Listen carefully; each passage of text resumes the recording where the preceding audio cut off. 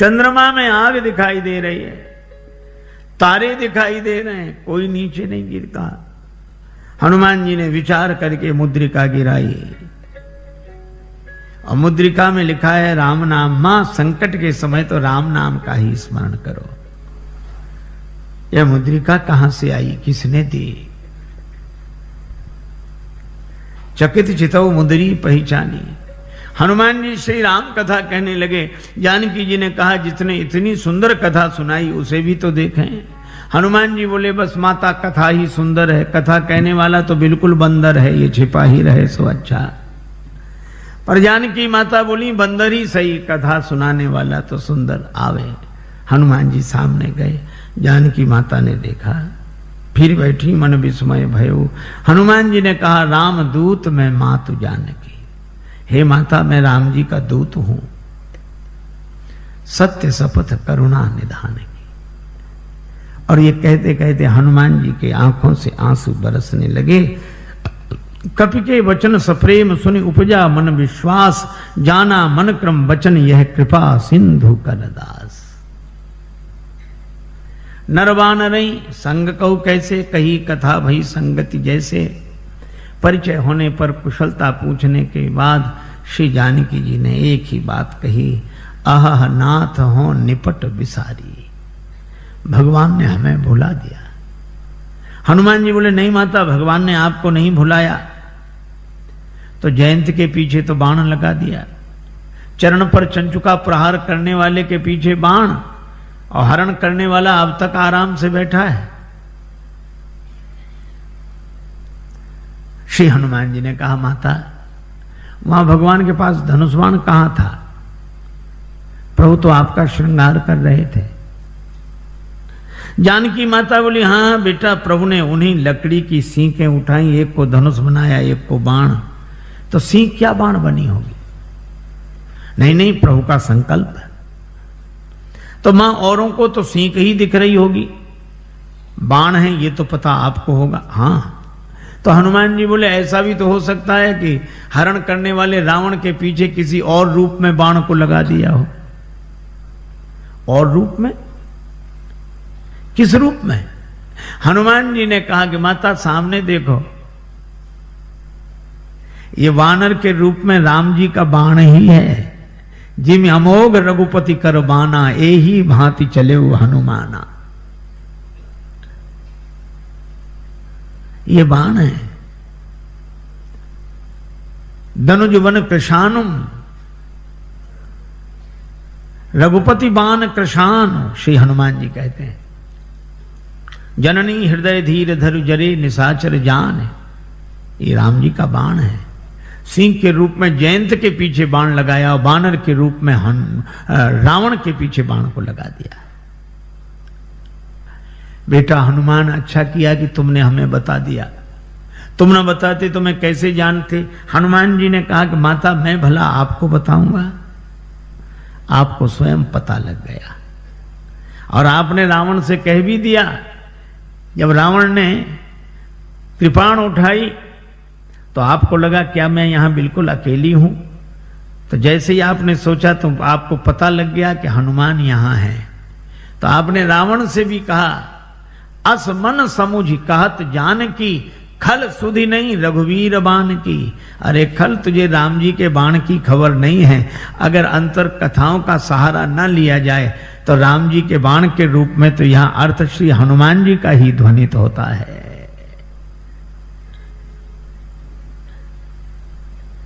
हनुमान जी बोले माता चिंता मत करो, राम जी आएंगे, साथ में हम सब लोग रहेंगे। अब इतने छोटे से हनुमान जी श्री जानकी माता से कहें कि निश्चिंत रहो, हम लोग रहेंगे। जानकी माता बोली बेटा सभी बानर तुम्हारे जितने हैं।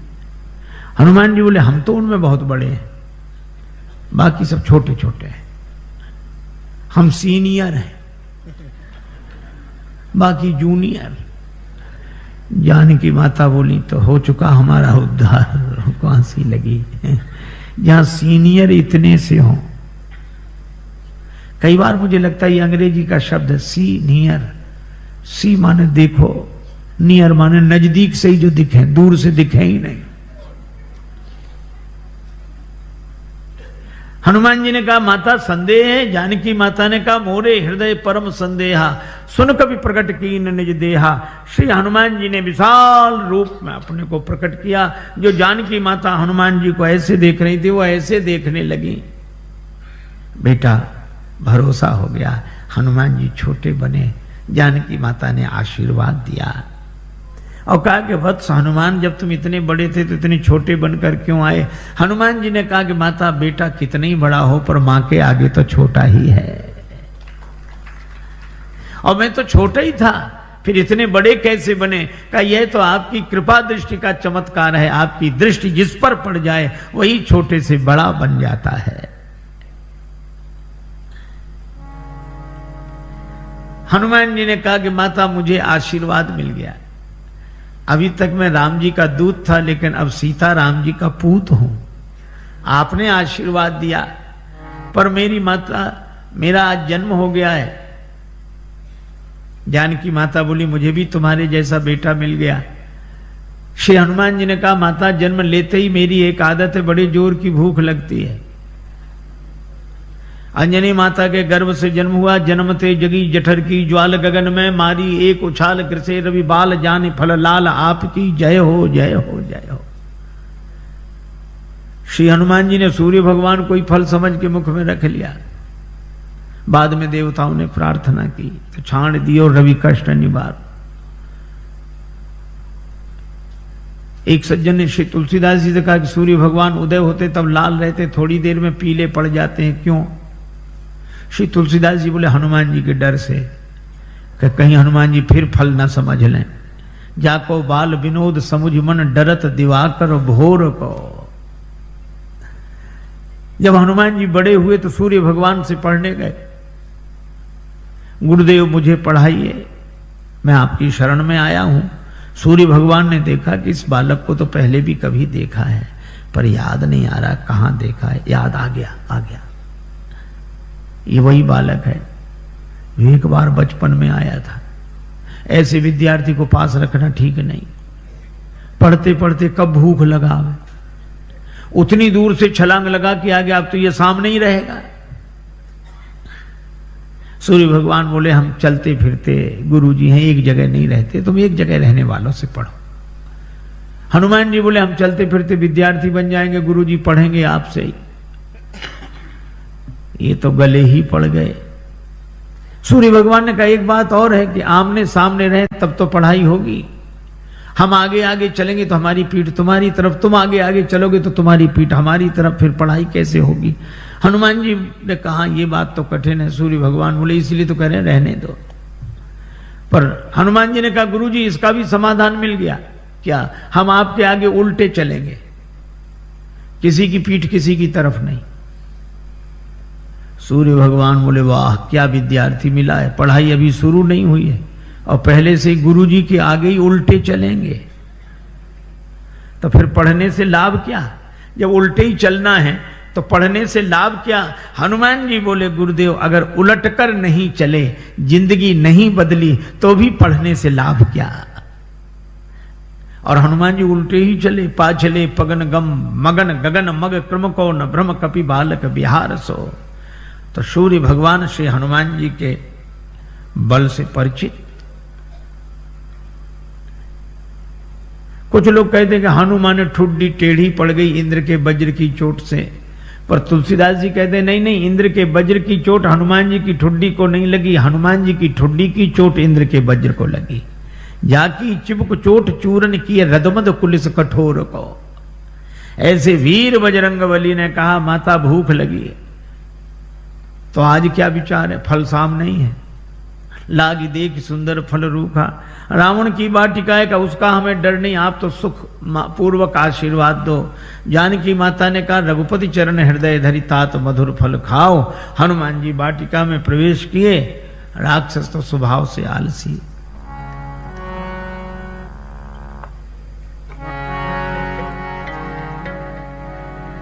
चले नाई सिर पैठे बागा,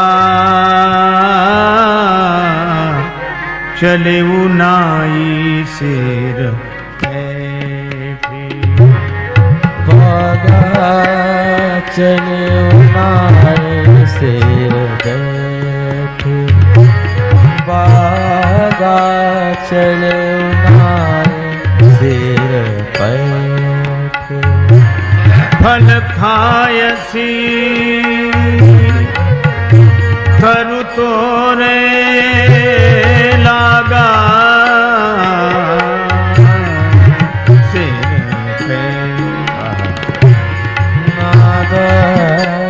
चले उनाए सिर बैठे, बागा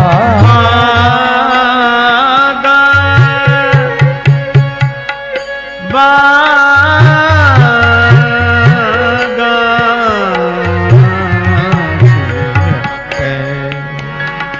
बागा चले उनाए सिर बैठे। हनुमान जी ने बगीचे में प्रवेश किया, राक्षसों ने देखा बंदर आया, बंदर बंदर बंदर। दूसरा राक्षस वाले आते रहते हैं ऐसे बंदर, स्वभाव से ही आलसी। हनुमान जी ने कहा आए नहीं तो फल खाए। अरे बंदर फल खाए जा रहा, अरे फल खाएगा 2 4 10 क्या। हनुमान जी ने तब पेड़ उखाड़ने शुरू किए, तरु तोड़ने लगा। अब पेड़ उखाड़, अब इनको होश आया कि रावण को क्या जवाब देंगे, पेड़ ही गायब। क्या कर रहे हो? हनुमान जी ने कहा तुम्हारी प्रतीक्षा, आओ। और जो आए सो हनुमान जी गदा की जरूरत ही नहीं पड़ी। जिस पेड़ के फल खा रहे थे वही पेड़ उखाड़ के राक्षसों पे मारा। कुछ बचे गए पुकारत कछु अधमारे, अधमरे थे वो गए। अच्छा जो पिट कर जाएगा डरा हुआ वो लंबी बात नहीं बोल पाता, हाँफ रहे थे। रावण ने कहा क्या हुआ? नाथ एक आवा कपी भारी, 2 ही 2 अक्षर मिलेंगे इस पंक्ति में। थोड़ी सांस ठहरी, अब कहते हैं सो अशोक वाटिका उजारी। अक्ष कुमार को भेजा, पर कपीशम अक्षहंतारम, ये सुभट को लेकर आया था। चला संगले सुभट पारा। हनुमान जी ने अक्ष कुमार का वध किया। बंधु निधन सुन उपजा क्रोधा। आप लोगों ने बताया कि वो कपि नहीं महाराज, मरकट है, मार काट मचाए है। मेघनाद बोला मैं चलता हूं। अब रहे महाभट्टता की संगा, भट्ट सुभट महाभट्ट, पर धन्य हमारे बजरंग बली, सबको भटाभट कर दिया, एक नहीं बचा। कजू मारे से कजू मारे देसी, जिस पर पेड़ पटका उसे मार दिया। और एक राक्षस को इस हाथ में पकड़ा, एक को इसमें बड़ा रूप, तो ऐसे ऐसे रगड़ दिया। अब वो चिल्ला में बचाओ बचाओ। हनुमान जी कहते हैं मजीरा बजा के कीर्तन करने की आदत है, हम समझ रहे हैं कीर्तन नहीं हो रहा है। और जो हमें बचाओ, बचाएं तो तब जो ऊपर तक पहुंचेगा, बंदर को गिराओ। जो पांव के पास गए तो कछु मिली ऐसी धरी धूरी। ये कछु थोड़े बहुत नहीं है, पर तुलसीदास जी ने ना संख्या लिखी ना नाम। किसी ने तुलसीदास जी से पूछा कि ना आपने नाम लिखी ना संख्या। तुलसीदास जी बोले मारने दो, राक्षस हैं, कौन से बड़े महापुरुष हैं जो इनकी पुण्य जयंती मनाई जाएगी, सो याद रखें समझे।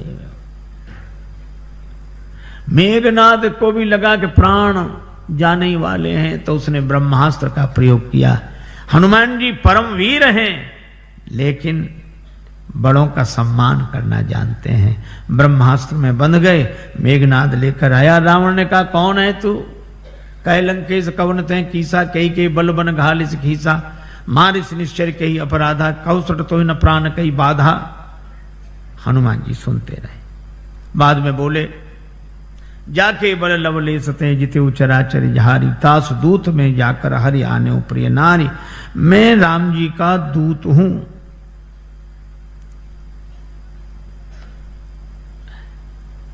विनती करता हूं, विनती करो जोरी कर रावण सुनो, मान तज मोर सिखावन। पर रावण ने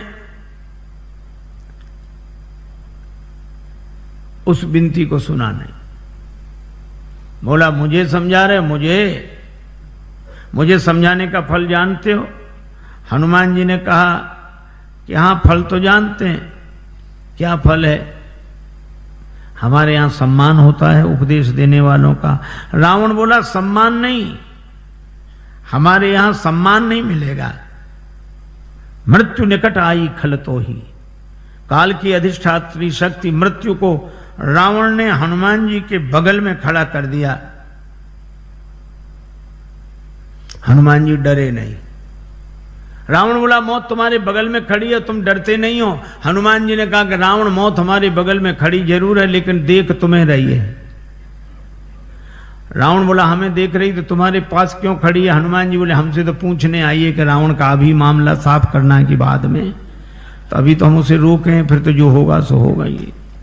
रावण को बड़ा क्रोध आया, मार डालो राक्षस को। राक्षस मारने दौड़े। हनुमान जी ने मन ही मन सोचा कि जानकी माता को बचाने के लिए मंदोदरी आ गई, तो मुझे भी बचाने के लिए कोई आएगा। और इतना ही जैसे ही राक्षस मारने दौड़े तो सचिवन सहित विभीषण आए। और कोई सजा दे दो। रावण बोला बंदर के अंग भंग कर दिए जाएं। हनुमान जी ने सोचा पता नहीं कौन से अंग भंग किए जाते हैं। पूंछ लटक रही थी पीछे। रावण ने कहा अंग भंग करो, तो हनुमान जी ने पूंछ पकड़ी, दोनों हाथों से माथे से लगाते, पूंछ को देखते फिर माथे से, 2 बार ऐसा किया। रावण बोला समझ गया, कपि के ममता पूंछ पर, इसकी ममता पूंछ पर है, सबई कहो समझाए। हनुमान जी ने सोचा कहीं ऐसा ना हो रावण ये कह दे कि एक तलवार मंगाए के पूंछ देहु कटवाए। सरस्वती माता की ऐसी कृपा हुई। रावण बोला तेल बोरी पट बांध पुनि पावक देहु लगाए, बचन सुनत कभी मन मुस्काना, भई सहाय सारद में जाना। राक्षसों ने वही रचना की। तेल तो खत्म, घी खत्म। रावण बोला मूर्खों घी के लिए कहा किसने था? हमने कहा था तेल बोरी पट, तुमने घी। राक्षस बोले हमने सोचा बंदर की पूंछ में थोड़ा बहुत लगेगा, वो तो बढ़ती जा रही है। रावण बोला तेल में ही डुबो कपड़े। हनुमान जी के पास गए कि घी नहीं तेल। हनुमान जी बोले जैसी जिसकी श्रद्धा हो, हमें सब स्वीकार है। अच्छा आपने कभी विचार किया कि रावण को हनुमान जी की पूंछ से क्यों चिढ़ है? रावण को हनुमान जी की पूंछ से चिढ़ है क्यों? आपने देखा होगा पूंछ अंग विशेष को कहते हैं और प्रतिष्ठा को भी पूंछ कहते हैं। कई बूढ़े लोग घर के बाहर मिलते हैं उदास, उनसे पूछो क्यों, क्या बात है? कुछ नहीं, फिर भी अब इस घर में हमारी कोई पूंछ नहीं रही। बोलो है पूंछ की परेशानी की नहीं। उनके घर गए, चाय की कौन कहे, पानी तक के लिए नहीं पूछा। बेटे से कहो तुम पिता को नहीं पूछते हो, वो कहता पिताजी ने हमसे पूछकर काम किया कभी कुछ? सब जगह पूंछ की ही समस्या, और हम अपनी पूंछ आगे रखते हैं पीछे नहीं। और रावण को भी हनुमान जी की पूंछ से ही चिढ़ है। रावण को लगता है लंका हमारी और हमारे यहां इनकी पूंछ।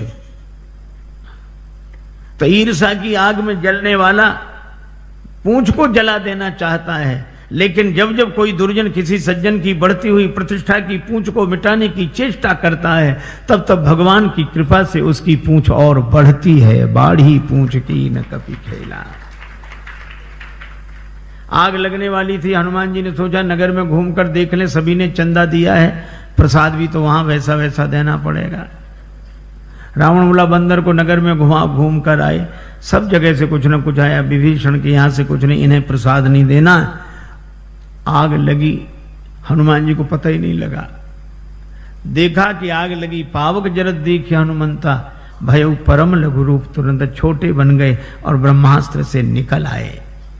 पर बड़ा विशाल रूप बनाया, बालधी विशाल विकराल ज्वाल जाल, मानो लंक लीलवे को काल रसना पसारी है। चारों तरफ आग, ऐसी आग लगाई। पूंछ तो पहले से ही लंबी, जैसे बगीचे में बैठकर आदमी पाइप से पानी देता, यहां वहां वहां।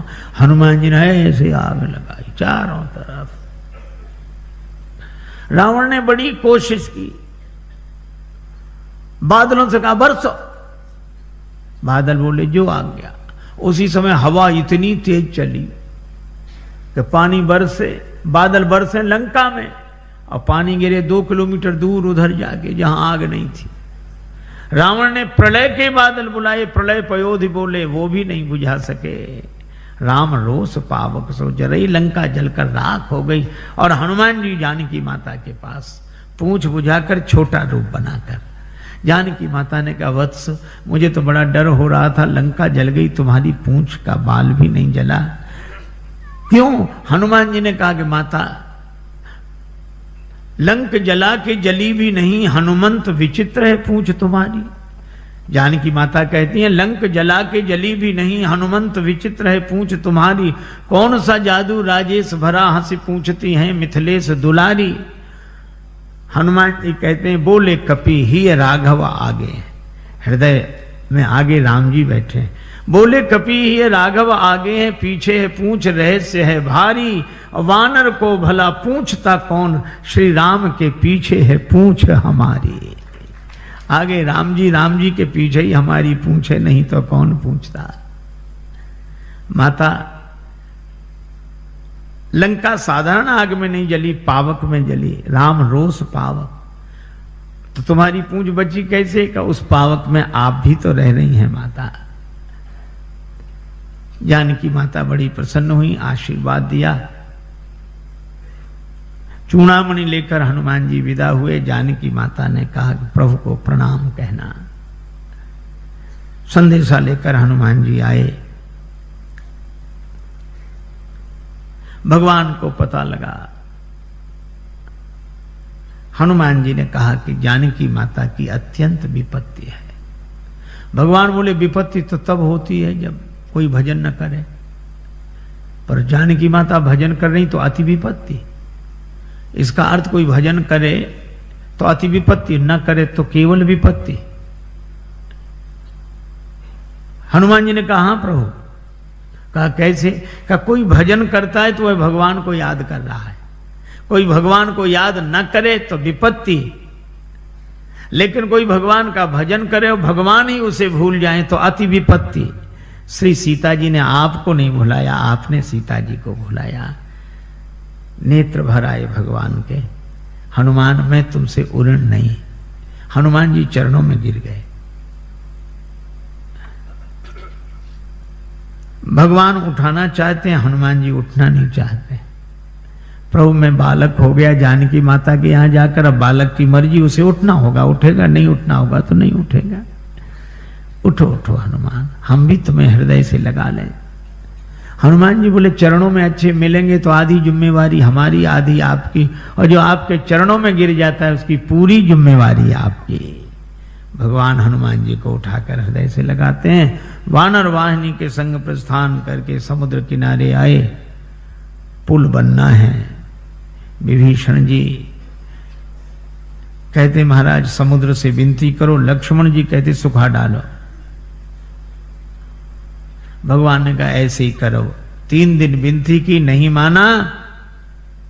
लक्ष्मण धनुष बाण लाओ, और समुद्र विप्र रूप में सामने आया। महाराज क्षमा करें। भगवान ने कहा कि वानर वाहिनी कैसे उतरे, उपाय बताया। नल नील के स्पर्श किए हुए पत्थर पानी में तैरेंगे, पुल बनाइए, और इस बाण से मेरे उत्तर तट पर रहने वाले राक्षसों को समाप्त कर दीजिए। अब देखो कितनी अद्भुत बात है। कोई न डूब रहा, उसके गले में पत्थर बांध दो तो जल्दी डूब जाता है, और पत्थर को कितनी भी ऊंचाई तक फेंको पर आएगा नीचे। ये पत्थर मानो कर्म का स्वरूप है। कर्म कितना ही ऊंचा करो, अंत में नीचे लाएगा।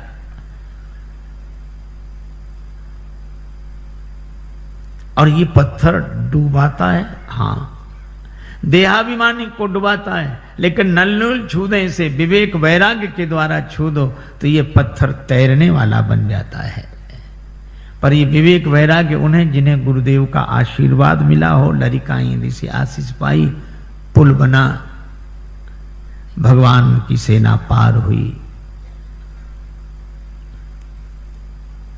भगवान ने कहा कि अंगद जी को फिर भेजो। अंगद जी गए। हनुमान जी हैं पूरे साधु, अंगद जी हैं पूरे सिपाही। साधु आस्था की स्थापना करता है, सिपाही के द्वारा व्यवस्था की बात विधिवत होती है। अंगद जी ने नगर में प्रवेश किया, रावण का बेटा मिल गया। बंदर बोले वही राक्षस बोले वही बंदर फिर आ गया, लेकिन रावण के बेटे ने लात उठाई, मार नहीं पाई। अंगद जी ने गई पद पटके भूमि भमाई, राक्षस बोले ये बंदर वो नहीं, दूसरा है ये तो। रावण के बेटे को ही मार डाला, हाथ गिरते ही ऊपर गया। अंगद जी रास्ता नहीं पूछ रहे तो भी बता देते इधर से इधर से इधर से।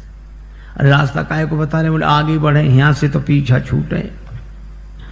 और रास्ता इसलिए भी बता रहे हैं कि हम तो पहले ही समझ गए थे, वही नहीं समझा जो सिंहासन पर बैठा उसी को समझाओ। अंगद जी को देखकर सभासद उठे, रावण ने फटकारा तो बेचारी न बैठ पाए न उठ पाए। कौन है तू?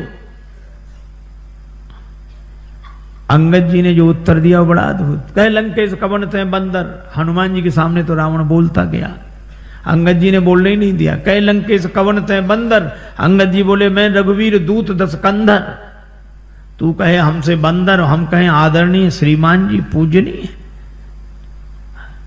एक चौबे जी थे, उनसे कोई कहे चौबे जी तो चौबे जी कहते हाँ जी, और कोई कहे